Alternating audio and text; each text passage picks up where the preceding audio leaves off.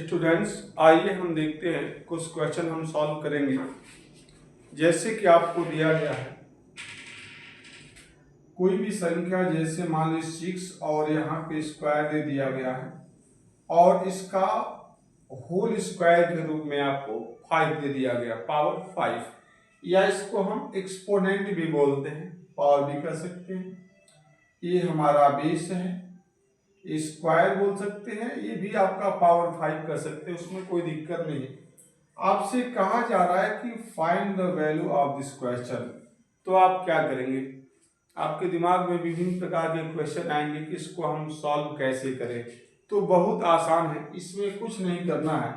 आपको ये 6 तो 6 लिख देना है इस तरीके से, और जो यहाँ पे स्क्वायर जो दे दिया है और यहाँ पे 5 दे दिया गया है, इसको यहाँ पे आपस में दोनों को मल्टीप्लाई कर देना है। आपका ये हो गया। और इसके बाद आपको क्या करना है कि ये 2 5 जब कितना हो जाएगा 10, तो यहाँ पे 6 कर दिया और यहाँ पे 10 कर दिया, और इस तरीके से आपका ये आंसर आ गया। बस इसमें इतना ही करना है, इससे ज्यादा कुछ नहीं करना है। उम्मीद है आपको समझ में आ रहा होगा और अच्छा लग रहा होगा। तो इसको मैक्सिमम बच्चों तक आप इसको पहुंचाइए, ठीक है। आइए देखते हैं और ऐसे क्वेश्चंस। जैसे आपने लिखा और 7 -7 दे दिया है, यहाँ पे आपको दे दिया गया है मान लीजिए 3, और यहाँ पे आपको दे दिया गया 6। आपसे कहा जाए कि फाइंड द वैल्यू।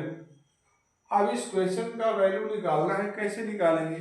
तो आपको कुछ नहीं करना है, -7 दिया गया है तो -7 आपने कर दिया, इसको आपस में मल्टीप्लाई करना है, तो आप यहाँ पे दिखा देंगे 3 × 6। फिर नेक्स्ट नंबर ये -7 दे दिया गया, 3 6 18 है, ये माइनस तो दिया ही है, 3 6 18, तो यहाँ पे आपने 18 कर दिया। और इस तरीके से आप किसी भी क्वेश्चन को आसानी से सॉल्व कर पाएंगे। तो देखिए कितना अच्छा है। और देखिए और ऐसे क्वेश्चन देखते हैं। जैसे आपको दे दिया गया आपका 9/3, इसका स्क्वायर दे रखा है, और फिर इस तरीके से यहाँ पे 4 आपको दे दिया गया है। तो हमें इसमें इसको वैल्यू निकालने के लिए कुछ नहीं करना है, बहुत आसान है। आप इसको 9/, यहाँ पे 3 करेंगे, इस वाले को बेस को, और इसको आपस में जो स्क्वायर दिया गया यहाँ पे बाहर आपका और ब्रैकेट के 4 दिया गया, इसको हम आपस में मल्टीप्लाई कर लेते हैं। कोई भी क्वेश्चन ऐसा दिया है तो इस बेस को हमें सेम लिखना है और इन दोनों को आपस में क्या कर देना है, मल्टीप्लाई। तो इसको हम क्या करेंगे 2 × 4, इस वाले को, तो ये हो जाएगा आपका 9/3। 4 2 जा कितना हो जाएगा 8, तो आपने यहाँ पे 8 कर दिया और इस तरीके से कर दिया, ये हमारा क्या हो जाएगा आंसर। तो बहुत आसानी से आप कर पाएंगे, इसमें कोई प्रॉब्लम नहीं है। और देख लेते हैं क्वेश्चन। जैसे आपको दे दिया गया है और 6/, आपका 7, यहाँ पे आपको दे दिया गया 4, और इस तरीके से यहाँ पे दे दिया गया मान लीजिए 10।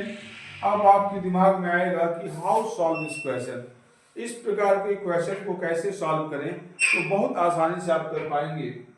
आपको कुछ नहीं करना, 6/, आपको 7 करना है, इसको 4 और 10 को आपस में क्या कर लेना है, मल्टीप्लाई।